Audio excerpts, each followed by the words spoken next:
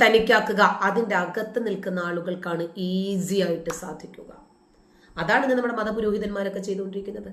എല്ലാവരും ചോദിക്കും, എന്തിനാണ് ഇസ്ലാമിനെ വെറുക്കുന്നത്? ഇസ്ലാമിനോട് വെറുപ്പൊന്നുമില്ല.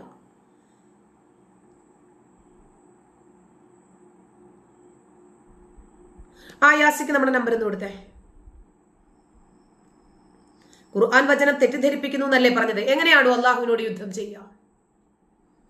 ആ വചനമാണ് ഞാൻ ആദ്യം വായിച്ചത്. അതിന്റെ ഇൻഡെക്സ് ഒന്ന് ഇട്ട് കൊടുക്ക് റെനി. ആദ്യം തന്നെ ഞാൻ പറഞ്ഞിട്ടുണ്ട്, ഇസ്ലാം എന്ന മതത്തെ മതമായിട്ട് അംഗീകരിക്കണം. അള്ളാഹുവും റസൂലും പറഞ്ഞത് ശരിയാണ് എന്ന് അംഗീകരിക്കണം. തെറ്റാണ് എന്ന് പറഞ്ഞതിനെ നിരാകരിക്കണം. അതല്ലാത്തവരോട് യുദ്ധം ചെയ്യാമെന്ന് ഇസ്ലാം പറഞ്ഞിട്ടുണ്ട്. വിളിച്ചോ, ഞാൻ ഫോൺ എടുക്കാം. ഞങ്ങൾ എല്ലാവരെയും കൂടി അങ്ങ് പഠിപ്പിക്കും ഇസ്ലാം എന്താണെന്ന്, എന്താണ് തെറ്റിദ്ധരിപ്പിക്കുന്നത് എന്നങ്ങ് പഠിപ്പിക്ക്. ഖുർആൻ വചനം ഞാൻ നേരെ തന്നെയല്ലേ പറഞ്ഞത്, ഞാനൊന്നും തെറ്റിദ്ധരിപ്പിച്ചിട്ടില്ലല്ലോ. യാസി നമ്പർ ഇട്ടിട്ടുണ്ട്, വിളിച്ചോ, ഞങ്ങൾ കോൾ എടുത്തേക്കാം. ഞങ്ങളെല്ലാവരെയും ഇസ്ലാം എന്താണ് എന്ന് പഠിപ്പിക്കാൻ നല്ലൊരു അവസരമാണല്ലോ നിങ്ങൾക്ക് വീണ് കിട്ടിയിരിക്കുന്നത്. ഉപയോഗപ്പെടുത്തിക്കോ. എന്താണ് തെറ്റിദ്ധരിപ്പിക്കുന്നത് എന്ന് പറയാമല്ലോ. ഭൂമിയിൽ കുഴപ്പമുണ്ടാക്കുക. എന്താണ് ഭൂമിയിലെ കുഴപ്പം? മതം വിട്ടവർ. അത് തുറന്നു പറഞ്ഞാൽ അത് കുഴപ്പമാണ്. ഇന്റർപ്രിട്ടേഷൻസ് നോക്ക്. ഇമാം അത്തൊബരിയുടെയും ജലാലിനി തഫ്സീറും ഒക്കെ ഒന്ന് വായിച്ചു നോക്കിയിട്ട് വായോ. ഓരോ മുസ്ലിമിന്റെയും ഉള്ളിലിരിപ്പ് എന്താ? അമുസ്ലിങ്ങളെ ഇല്ലാതാക്കണം, ഇസ്ലാമിക രാജ്യം സ്ഥാപിക്കണം എന്ന് തന്നെയാണ്. അതുകൊണ്ടാണ് ഇവരെ നമ്മൾ തീവ്രവാദികൾ എന്ന് വിളിക്കുന്നത്. ഇവർ വെറും ഇരകൾ മാത്രമാണ്. ഇവരെ തീവ്രവാദത്തിലേക്ക് തള്ളിവിടുന്ന ഒരു കിതാബുണ്ട്. ഇവിടെ ആ കിതാബിനെയാണ് നമ്മൾ എതിർക്കുന്നതും വിമർശിക്കുന്നതും.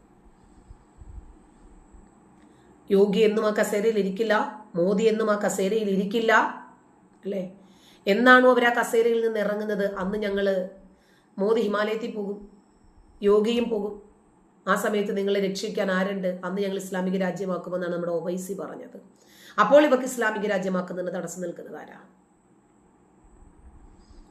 ആയാസി പോയിരുന്ന വാഴിക്ക് ചെല്ല, ഒരു മൂലയ്ക്ക് പോയിരുന്ന വാഴിക്ക്.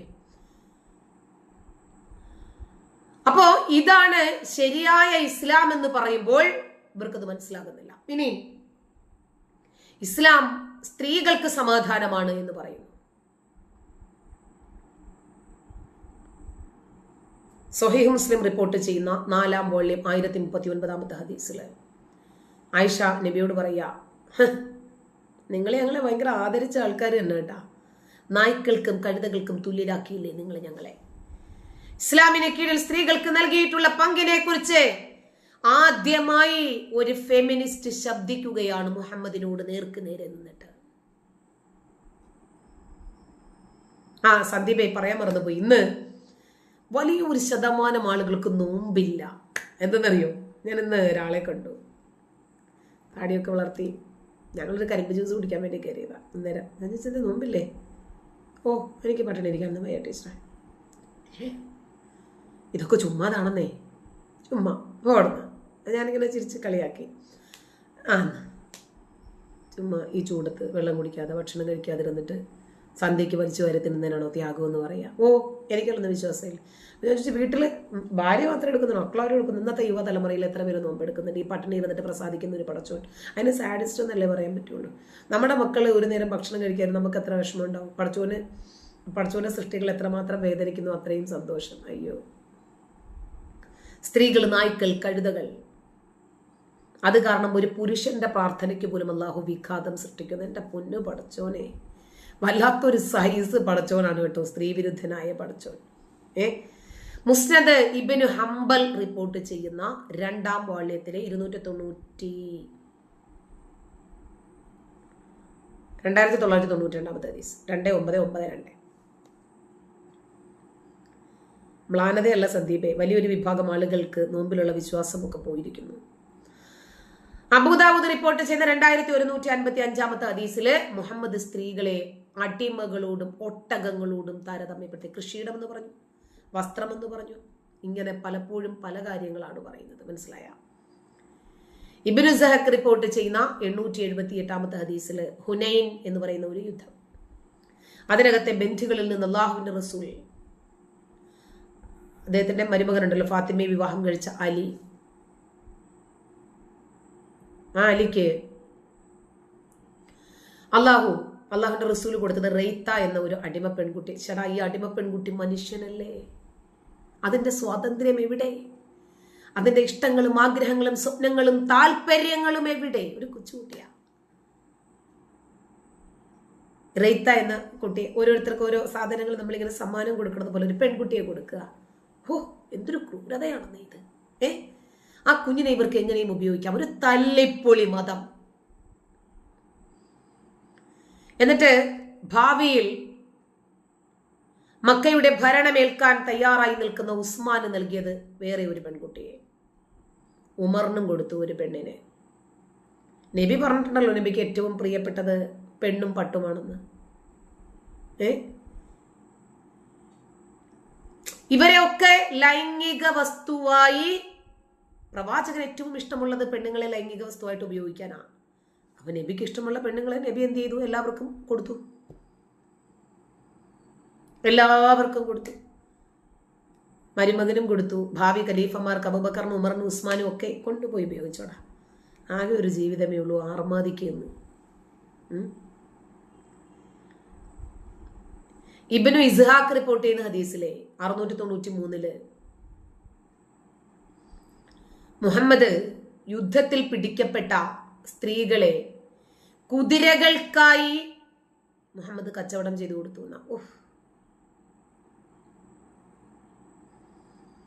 ഒരു പൈശാചികനൊന്നും പറയാൻ പറ്റില്ല, കാരണം പിശാചികനൊന്നും ചെയ്യില്ല.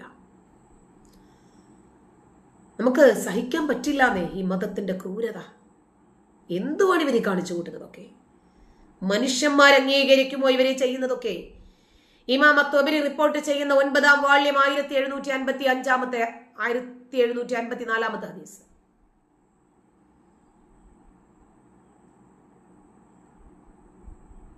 സ്ത്രീകളോട് ഏറ്റവും നന്നായിട്ട് പെരുമാറണമെന്ന്. ബീറ്റ് ദം, അടിക്കാൻ. കാരണം അവര് നിങ്ങളോടൊപ്പമുള്ള വളർത്തു മൃഗങ്ങളെ പോലെയാണെന്ന് അടിച്ചു തെളിച്ചോളാൻ. വൈന്യഹത്വമല്ലാത്ത കുശുദ്ധമല്ല.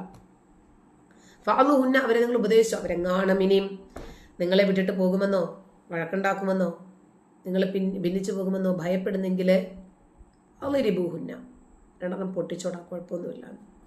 വഹജുറൂഹുന്ന ഫിൽ മലാജിഇ, കിടപ്പറയിൽ നിന്നൊന്ന് വിട്ടു നിർത്തിക്കോ. ഇയാൾക്ക് സബ്സ്റ്റിറ്റ്യൂട്ടേഴ്സ് വേറെ ഉണ്ട്. ഇവളുമായിട്ട് ഇങ്ങനെ സല്ലപിക്കുമ്പോൾ മറ്റവൾക്ക് മാനസികമായിട്ടൊരു പീഡനമാണല്ലോ. അല്ല മതവാ. ഇയാൾക്ക് ഇഷ്ടംപോലെ പെണ്ണുങ്ങളുണ്ട്. അപ്പൊ ഒരു ഭാര്യയോട് എന്തെങ്കിലും എതിർപ്പ് തോന്നിയാൽ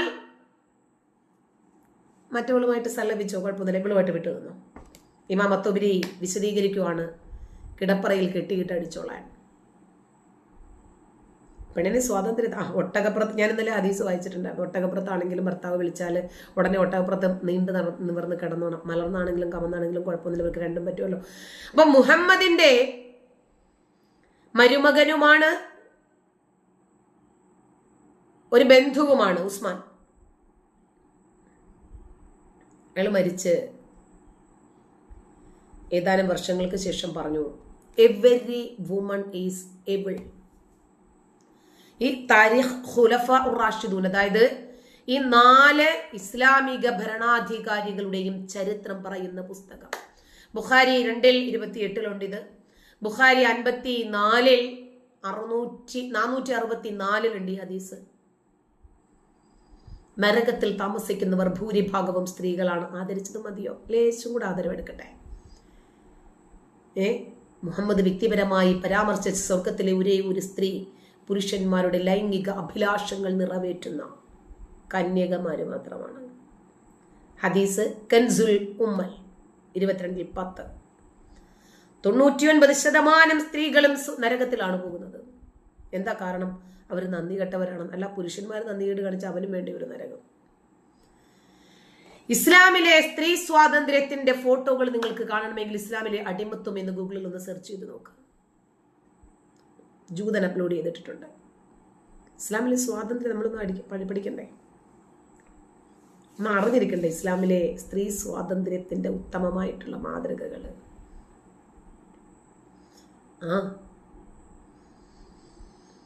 അതായത് ഒരു ഭാര്യയ്ക്ക് ഒരു ഭർത്താവിനോടുള്ള കടമയെ കുറിച്ച് പ്രവാചകൻ പറയുക.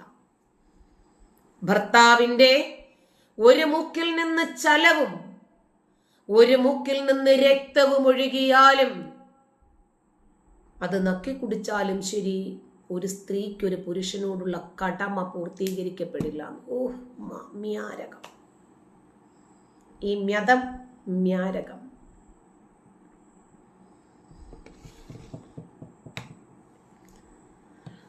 അല്ല, അനിൽകുമാർ